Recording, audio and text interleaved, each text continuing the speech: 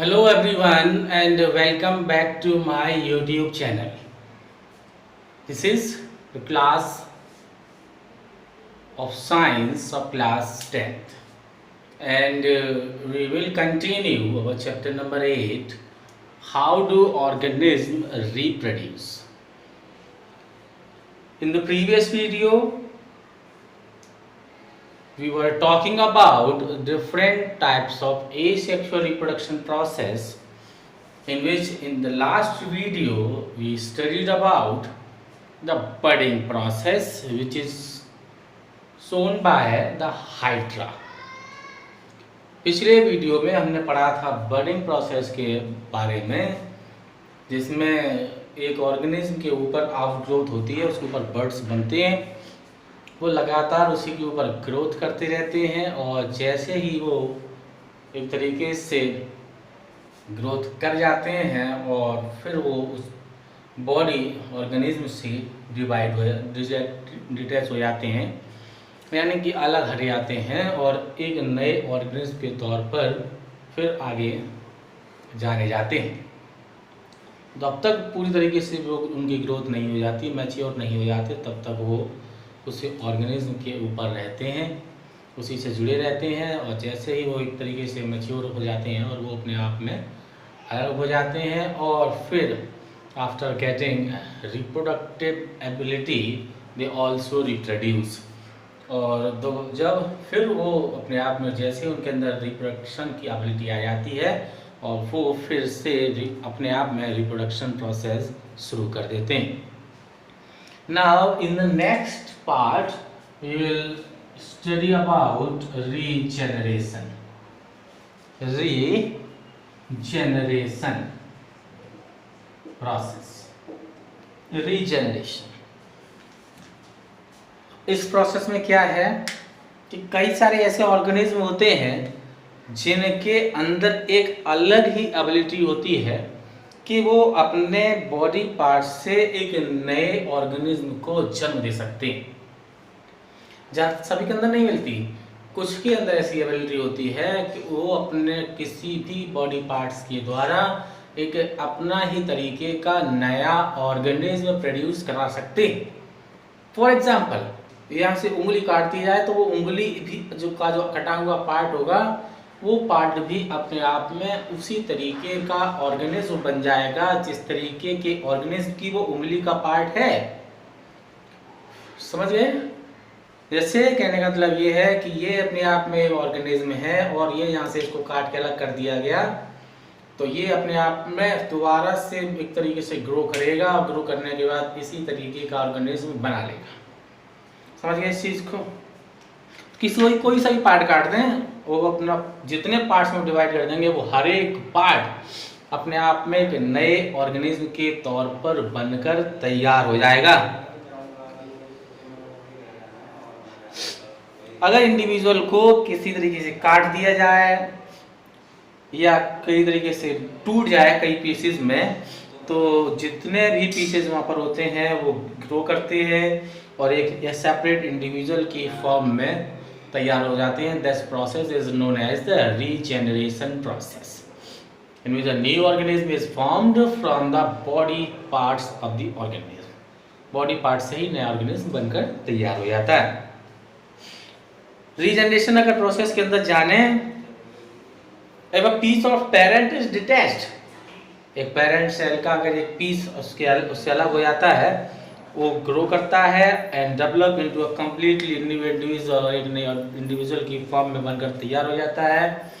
Example के तौर पर simple animals like hydra and planaria can be cut into number of pieces and each piece grown into a complete organism. यहाँ पर अगर हम कुछ ऑर्गेनिज्म की बात कर रहे हैं तो हाइड्रा और प्लेनेरिया को इसके अंदर भी ले सकते हैं, हाइड्रा को भी ले सकते हैं, जिसको अगर हम पार्ट्स में डिवाइड कर दें तो वो उसका हर एक पार्ट अपने आप में एक नए ऑर्गेनिज्म के तौर पर तैयार हो जाएगा।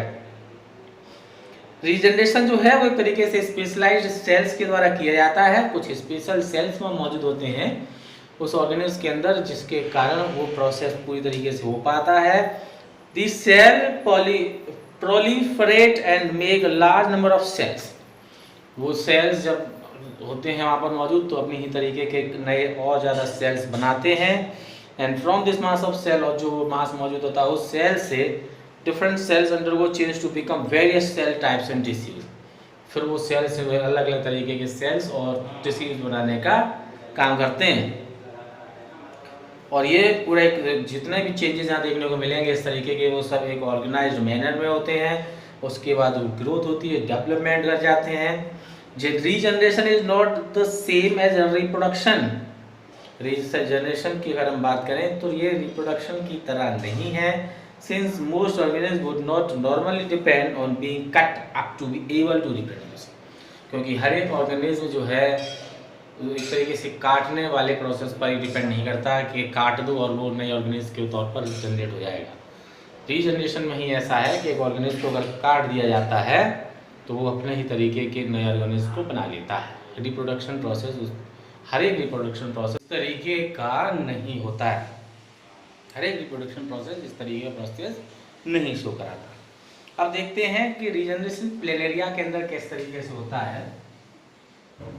रीजनरेशन इन प्लेनेरिया, प्लेनेरिया एक ऑर्गेनिज्म है कि इसके अंदर किस तरीके से रीजनरेशन होता है। आप देखें एक फिगर के तौर पर अगर मैं आपको समझाऊं तो इस तरीके से ये ऑर्गेनिज्म मौजूद होता है प्लेनेरिया। दो आइस होंगी यहाँ पर। इस ऑर्गेनिज्म को तीन अलग अलग पार्ट्स में काट दिया जाता है इस तरीके से। एक पार्ट, दूसरा पार्ट और तीसरा पार्ट इस तरीके से काट दिया जाता है। तीनों पार्ट अलग अलग कर दिए गए और जब इन तीनों पार्ट्स को अलग अलग कर दिया जाएगा तब आप देखेंगे ये तीनों पार्ट्स अपने आप में ग्रोथ करेंगे। तीनों पार्ट्स ही अपने आप में ग्रोथ करते हैं। इस तरीके से इनके अंदर ग्रोथ होती है और एक तरीके के नए ऑर्गेनिज्म के तौर पर ये डेवलप कर जाते हैं। एक तरीके के नए ऑर्गेनिज्म के तौर पर ये अपने आप में क्या करेंगे, डेवलप कर जाते हैं। फिर इन तीनों से एक नया नया प्लेनेरिया हमारे सामने बनकर आ जाता है। इस तरीके से एक नया प्लेनेरिया इसके द्वारा भी बन जाएगा और एक नया प्लेनेरिया इसके द्वारा भी बनकर तैयार हो जाता है। यानी कि 3 पार्ट में डिवाइड कर दिया तो 3 प्लेनेरिया बन जाएंगे और 4 पार्ट में डिवाइड कर देंगे 4, 5 पार्ट में डिवाइड कर देंगे तो 5 प्लेनेरिया बन के हमारे पास आ जाते हैं। इसी तरीके का प्रोसेस हाइड्रा के द्वारा कराया जाता है। मान लेते हैं कि हाइड्रा है, हाइड्रा को भी इस तरीके से 3 पार्ट में डिवाइड कर दें तो जो 3 पार्ट्स से 3 जो हाइड्रा बन जाएंगे वो सेम अपने पेरेंट की तरीके के ही होंगे। यानी यहाँ से जो भी डॉटर सेल्स बनेंगे या डॉटर हाइड्रा बनेगा वो अपने सेम पेरेंट की तरह होगा जिस पेरेंट से उसको प्रोड्यूस कराया गया। ठीक है। प्लेनेरिया, इस प्लेनेरिया की अगर हम बात कर रहे हैं रीजनरेशन प्रोसेस में, are masters of regeneration where an imputed fragment is as small as 1/279 of the original worm can regenerate an entire adult। ये अपने आप में रीजनरेशन का मास्टर्स कहलाता है। और एक प्लेनेरिया के 279 पार्ट्स भी अगर कर दिए जाएं, 279 पार्ट में इस ऑर्गेनिज्म को डिवाइड कर दिया जाए, उसके बाद भी अपने ही तरीके के 279 ऑर्गेनिज्म को ये तैयार कर देता है। इसलिए इसको प्लेनेरिया को रीजनरेशन के प्रोसेस के मास्टर्स के तौर पर जाना जाता है। When a planarian is cut, cell move to the bound side of from a blastema। जब इसको काटा जाता है तो जिसके अंदर सेल मौजूद होते हैं तो उस कटे हुए पार्ट्स पर पहुंच जाते हैं जहां से उसको काटा गया था।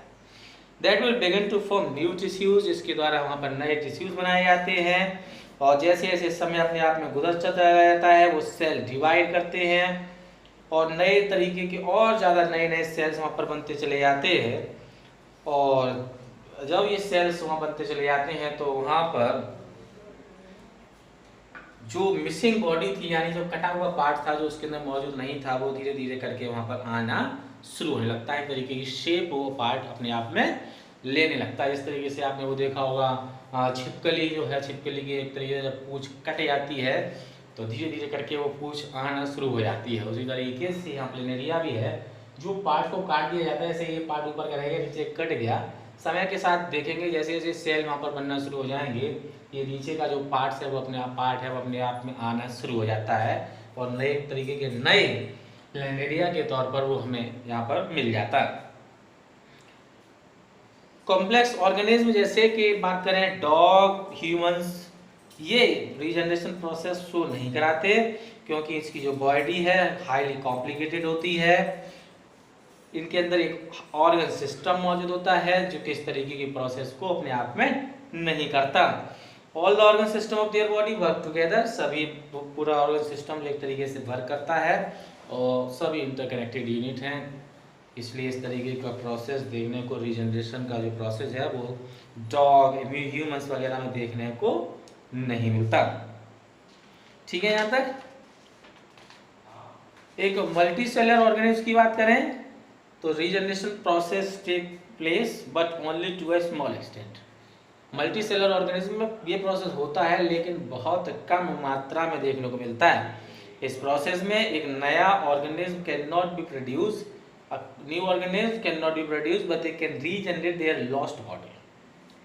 वहाँ पर क्या होगा, एक नया ऑर्गेनिज्म प्रोड्यूस नहीं होगा लेकिन होता क्या है, वो जो बॉडी पार्ट उसने खो दिया होता है वो उसको रीजनरेट कर लेते हैं। यहाँ से ऐसे उंगली कट गई तो वो उंगली अपने आप में आ जाएगी। तो इस तरीके का प्रोसेस कुछ ऑर्गेनिज्म के अंदर दिखाई देता है।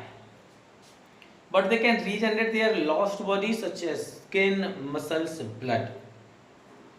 प्रोड्यूस नहीं होता, नया ऑर्गेनिज्म नहीं बनेगा, लेकिन जिस बॉडी पार्ट्स को खो देते हैं जैसे कि स्किन है, मसल्स हैं, ब्लड वगैरह है, वो वहाँ पर उत्पन्न हो जाता है, नया आ जाता है। ठीक है, इसके बाद हमारा अगला प्रोसेस आएगा वेजिटेटिव प्रोपेगेशन, इसके बारे में जानेंगे हम अपने अगले वीडियो में।